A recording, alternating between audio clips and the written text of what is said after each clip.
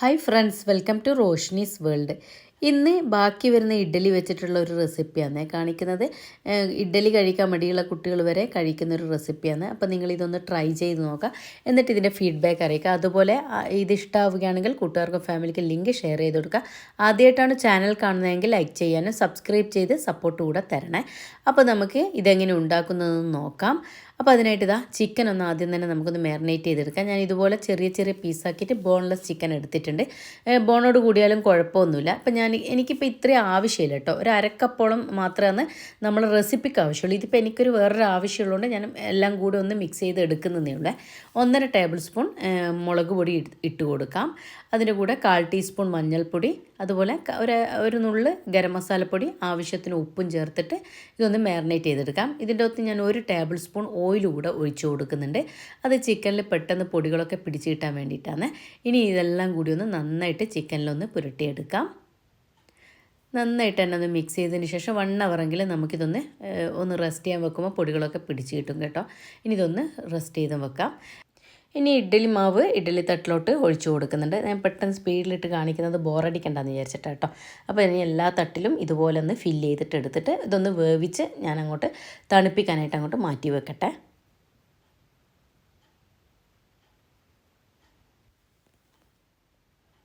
ഇപ്പോൾ ഇത് ഇഡ്ഡലി നന്നായിട്ടായി വന്നിട്ടുണ്ട്. ഇനി ഇത് നമുക്ക് തണുക്കാനായിട്ട് അങ്ങോട്ട് മാറ്റി വെച്ചതിന് ശേഷം കട്ട് ചെയ്തിട്ട് എടുക്കണം.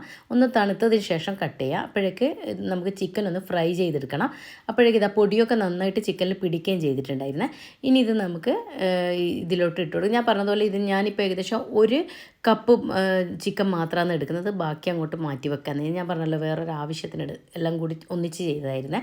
അപ്പോൾ നിങ്ങൾക്ക് ഇതുപോലെ വലിയ പീസ് ആക്കണ്ടെന്നുണ്ടെങ്കിൽ ആ സമയത്ത് ചെറിയ ചെറിയ പീസാക്കി കൊടുത്താൽ മതി. ഇനി ഒരു പാനിലോട്ട് ഫ്രൈ ചെയ്തെടുക്കാൻ ആവശ്യമായ ഓയിൽ ഒഴിച്ചു കൊടുക്കാം. ഞാൻ ഏകദേശം 2 ടേബിൾ സ്പൂണോളം ഓയിൽ ഒഴിച്ചു കൊടുത്തിട്ട് ചിക്കൻ ഓരോന്നായിട്ട് ഇട്ട് കൊടുക്കുന്നുണ്ട്. ഞാൻ പറഞ്ഞതുപോലെ നിങ്ങൾക്ക് ചെറിയ ചെറിയ പീസാക്കി എടുക്കാൻ പറ്റുമെങ്കിൽ അങ്ങനെ എടുത്താൽ മതി കേട്ടോ. ഇത്ര വലിപ്പത്തിലാക്കണമെന്നില്ല. ഞാനിപ്പോൾ ഇത് ക്രഷ് ചെയ്യുന്നതുകൊണ്ടാണ് ഈ വലിപ്പത്തിൽ തന്നെ അങ്ങ് ഫ്രൈ ചെയ്തെടുക്കുന്നത്.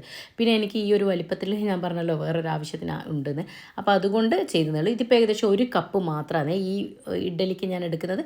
ഞാനിപ്പോൾ ഏകദേശം 1 തട്ട് ഇഡ്ഡലിക്കാണ് ഈ ഒരു കണക്ക് പറയുന്നത് കേട്ടോ. ഒരു തട്ട് മുഴുവൻ എടുക്കുന്നുണ്ടല്ലോ, നമ്മളിങ്ങനെ ലെയർ ആക്കിയിട്ട് 3 തട്ടിൽ ഇഡ്ഡലി. അപ്പോൾ ഇതാ കണ്ടോ, 1 ബൗള് നിറയെ എനിക്ക് കിട്ടിയിട്ടുണ്ട്. ഈ ഒരു കണക്കിലാണ് ഞാൻ എടുത്തത് ഇതിന് വേണ്ടിയിട്ട്. ഇതൊന്ന് തണുത്ത് വന്നതിന് ശേഷം നമുക്ക് മിക്സിയുടെ ജാറിലിട്ടിട്ട് ഒന്ന് ക്രഷ് ചെയ്തെടുക്കാം. ഇനി നിങ്ങൾക്ക് ക്രഷ് ചെയ്യുന്നത് ഇഷ്ടമില്ലാന്നുണ്ടെങ്കിൽ ചെറിയ ചെറിയ പീസാക്കി കട്ട് ചെയ്തെടുത്തോളൂ കേട്ടോ. അപ്പോൾ ഇതാ ഞാൻ ക്രഷ് ചെയ്ത് കൊണ്ടുവന്നിട്ടുണ്ട്. ഇതുപോലെയാണ് ഞാൻ ക്രഷ് ചെയ്തെടുത്തത്. അപ്പോൾ നിങ്ങൾക്ക് ഇങ്ങനെ താല്പര്യമില്ലെങ്കിൽ ഞാൻ പറഞ്ഞതുപോലെ കട്ട് ചെയ്തെടുക്കുക. ഇനി ഇതാ 1 ബൗള് നിറയെ തേങ്ങ ചിരകിയത് എടുത്തിട്ടുണ്ട്. ഒരു അര കപ്പിൻ്റെ ബൗളാണ് എടുത്തത്. നമുക്ക് തേങ്ങാപ്പാൽ അടിച്ചെടുക്കാനുള്ളതാണ്. അതിൽ 1 കപ്പ് വെള്ളം ഒഴിച്ചിട്ട് ഒന്ന് അടിച്ചെടുക്കാം. 1-ാം പാൽ 2-ാം പാലൊന്നും ആക്കി എടുക്കണം എന്നില്ല. ജസ്റ്റ് ഒന്ന് അടിച്ചെടുത്തിട്ട് നല്ല കുറച്ച് കുറുകനെയുള്ള പാലെടുത്താൽ മതി. അത് 1-ാം പാൽ 2-ാം പാൽ എന്നുള്ള നിർബന്ധമൊന്നുമില്ല കേട്ടോ. കാരണം ഇത് 1-ാം പാൽ 2-ാം പാലൊന്നും ആക്കിയിട്ട് ചെയ്തെടുക്കേണ്ട, ഒറ്റൊരു പാൽ മാത്രമേ ആവശ്യമുള്ളൂ കേട്ടോ. അപ്പോൾ ഈ കൊഴുപ്പോട് കൂടിയ തേങ്ങാപ്പാൽ അങ്ങോട്ട് മാറ്റി വെക്കാം. അപ്പോൾ ഇനി അതങ്ങോട്ട് മാറ്റി വെച്ചതിന് ശേഷം ഒരു കടായിലോട്ട് മസാല തയ്യാറാക്കാൻ വേണ്ടിയിട്ട് 2 ടേബിൾ സ്പൂണോളം ഓയിൽ ഒഴിച്ചു കൊടുക്കുന്നുണ്ട്. ഇനി ഇതിലോട്ട് ഒരു ചെറിയ പീസ് ഇഞ്ചി ചതച്ചത് ഇട്ട് കൊടുക്കാം. ഇനി ഒരു 3 അല്ലി വെളുത്തുള്ളി ചതച്ചതുകൂടെ ഇട്ട് കൊടുക്കുന്നുണ്ട്. വെളുത്തുള്ളി ഇഞ്ചിയൊന്നും അധികം ആവശ്യമില്ല കേട്ടോ.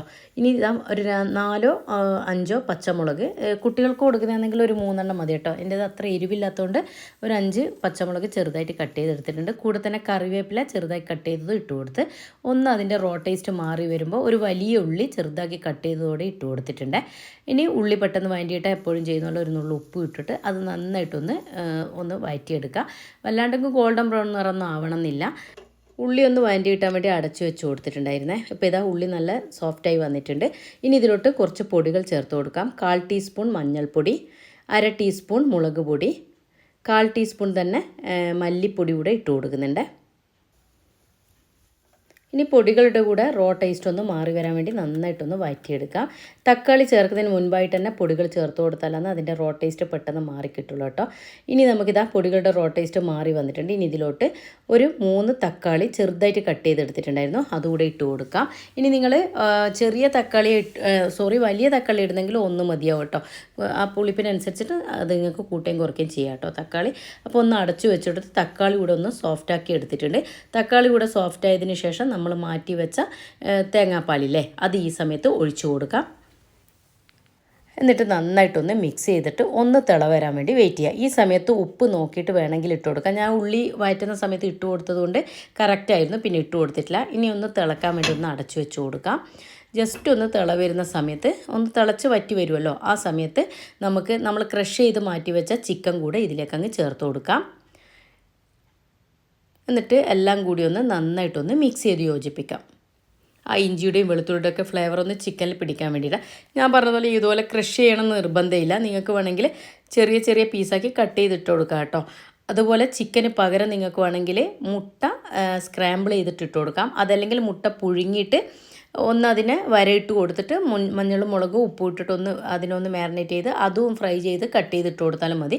അത് ഓരോരുത്തരുടെ ചോയ്സ് പോലെ ചെയ്യാം കേട്ടോ. ചിക്കനായാലും എഗ്ഗായാലും ഏതുപോലെ വേണോ എന്നുള്ളത് നിങ്ങൾക്ക് തീരുമാനിക്കാം. സ്ക്രാമ്പിൾ ചെയ്യോ അല്ലെങ്കിൽ ചെറുതായി ചിക്കിപ്പൊരിക്കുകയോ ചെയ്യാം. ഇനി ഇതാ നമ്മൾ മസാല അങ്ങോട്ടേക്ക് മാറ്റി വെച്ചതിന് ശേഷം നമ്മൾ മാറ്റി വെച്ച ഇഡ്ഡലിയിൽ അത് തണുത്ത് വന്നിട്ടുണ്ടായിരുന്നു. അത് ഞാൻ ഇതുപോലെ നല്ല ചെറിയ ചെറിയ പീസാക്കിയിട്ട് കട്ട് ചെയ്തെടുത്തിട്ടുണ്ട്. നിങ്ങൾ ബോറടിക്കണമെന്ന് വെച്ചിട്ട് ഞാൻ പെട്ടെന്ന് സ്പീഡാക്കി എടുക്കുന്നത്. ഇതുപോലെ ചെറിയ പീസാക്കിയിട്ടാണ് ഞാൻ കട്ട് ചെയ്തെടുത്തത്. നിങ്ങൾക്ക് നീളത്തിൽ വേണമെങ്കിൽ നീളത്തിൽ കട്ട് ചെയ്തെടുത്താലും മതി. ഇനി നമുക്ക് ഈ കട്ട് ചെയ്ത് വെച്ച ഈ ഇഡ്ഡലി ഈ മസാലയിലോട്ട് അങ്ങിട്ട് കൊടുക്കാം. എന്നിട്ട് ഇഡ്ഡലി ചേർത്തതിന് ശേഷം പിന്നെ മസാലയിലിട്ടിട്ട് അധികം അങ്ങ് വഴറ്റിയെടുക്കണമെന്നില്ല. ഒന്ന് ജസ്റ്റ് ഒന്ന് മിക്സ് ചെയ്തതിന് ശേഷം ആ ചേർത്ത് കൊടുത്ത മസാല ഇഡ്ഡലിയിൽ പിടിക്കാൻ വേണ്ടിയിട്ട് ഒന്ന് ജസ്റ്റ് നമുക്കൊന്ന് വെയിറ്റ് ചെയ്യാം. കൂടുതൽ വഴറ്റുമ്പോൾ ഇഡ്ഡലി ഉടഞ്ഞു പോകാൻ വഴിയുണ്ട്. അതുകൊണ്ട് അധികം അങ്ങ് വഴറ്റിയെടുക്കണ്ട. ഇനി ജസ്റ്റ് നമുക്കൊന്ന് അടച്ച് വെച്ചിട്ട് ആ ഇഡ്ഡലിയിലോട്ട് ഒന്ന് എല്ലാ പൊടികളും ഒന്ന് പിടിച്ച് വന്നോട്ടെ. ഇഡ്ഡലിയിൽ ആ ചിക്കൻ്റെതും ആ ഉള്ളിയുടെയും ഇഞ്ചിയുടെയും വെളുത്തുള്ളിയുടെയൊക്കെ ആ ഫ്ലേവറൊക്കെ പിടിച്ച് നല്ലൊരു സ്മെല്ലും വന്ന് നല്ലൊരു ടേസ്റ്റും ആയിരുന്നു. നിങ്ങൾ എന്തായാലും ഇതൊന്ന് ട്രൈ ചെയ്ത് നോക്കുക. ആ തേങ്ങാപ്പാലൊക്കെ ചേർത്തതുകൊണ്ട് നല്ലൊരു ടേസ്റ്റ് ആയിരുന്നു കേട്ടോ. ഇനി ഞാനിതൊരു സെർവിങ് ബൗളിലോട്ട് മാറ്റി കൊടുക്കട്ടെ.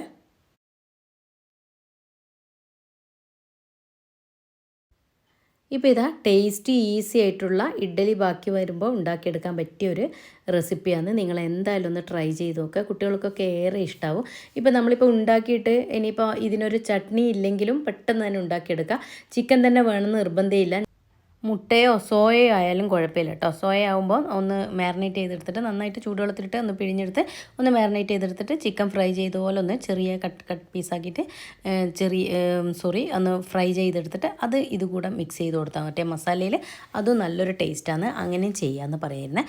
അപ്പോൾ നിങ്ങളിതൊന്ന് ട്രൈ ചെയ്ത് നോക്കുക. ആദ്യമായിട്ടാണ് ചാനൽ കാണുന്നതെങ്കിൽ ലൈക്ക് ചെയ്യാനും സബ്സ്ക്രൈബ് ചെയ്ത് സപ്പോർട്ട് കൂടെ തരണേ. അതുപോലെ ഇതിന് മുൻപ് ഒരുപാട് വീഡിയോസ് അപ്ലോഡ് ചെയ്തിട്ടുണ്ട്. കാണാത്തവരുണ്ടെങ്കിൽ അതുകൂടെ ഒന്ന് കണ്ടു നോക്കാം. അപ്പോൾ പുതിയ വീഡിയോയിൽ കാണും വരേക്കും താങ്ക് യു.